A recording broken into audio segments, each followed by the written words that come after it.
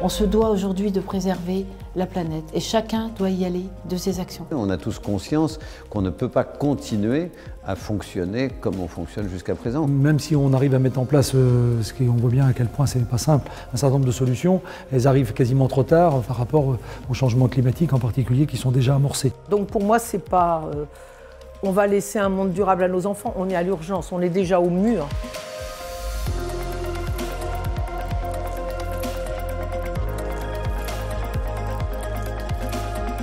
L'échelle locale et territoriale est la plus pertinente parce qu'elle regroupe l'ensemble des compétences nécessaires pour mener des plans d'action efficaces en termes de transition énergétique. Nous sommes effectivement un territoire en transition rapide même, je dirais, compte tenu du dynamisme de notre territoire. La ville de demain sera une ville qui sera encore plus verte, ce qui implique plein de choses.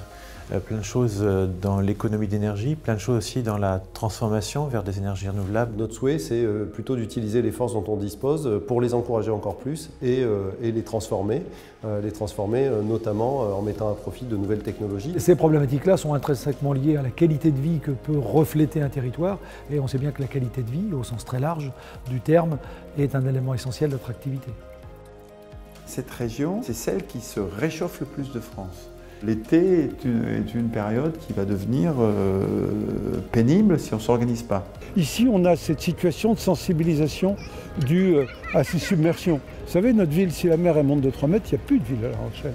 C'est aussi simple que ça. On a vu, comme au niveau du territoire national et même au niveau mondial, des événements tempétueux de plus en plus importants qui sont, comme j'ai l'habitude de dire, des rappels à l'ordre pour notre action politique et notre action au quotidien. On végétalise, mais lourdement, nos villes maintenant. On a fait des boulevards qui sont nos boulevards centraux, on a mis des arbres. Le travail qu'on fait sur les îlots de chaleur, le verdissement de la ville, la végétalisation, c'est tout simple, mais c'est une ville qui respire la nuit. Et quand les températures augmentent l'été, comme c'est le cas de plus en plus, eh bien on a des places de la Brèche qui ont des amplitudes thermiques de plus de 7 degrés. Tandis que le bitume, lui, restitue la chaleur la nuit. C'est à cette forme de résilience, en tout cas d'adaptation aussi qu'on travaille. On essaye de juguler, mais on essaye aussi de s'adapter. Il faut que notre population, que nous-mêmes, apprenions à vivre avec le risque et nous adaptions au risque.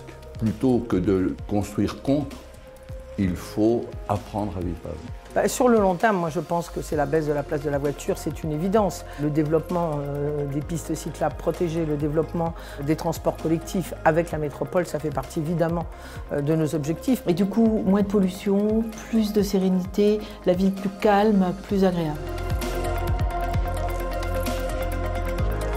Tout cela nous oblige à penser la ville de demain, les métropoles de demain, des métropoles qui seront nécessairement plus sobres sur le plan des mobilités, des déplacements, sobre sur le plan de la consommation du foncier, des terres agricoles notamment, sobre dans les consommations énergétiques.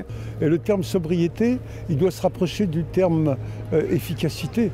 La sobriété, ce n'est pas réduire le niveau de vie, c'est pas réduire le niveau de confort, c'est d'apporter juste ce qu'il faut là où il faut.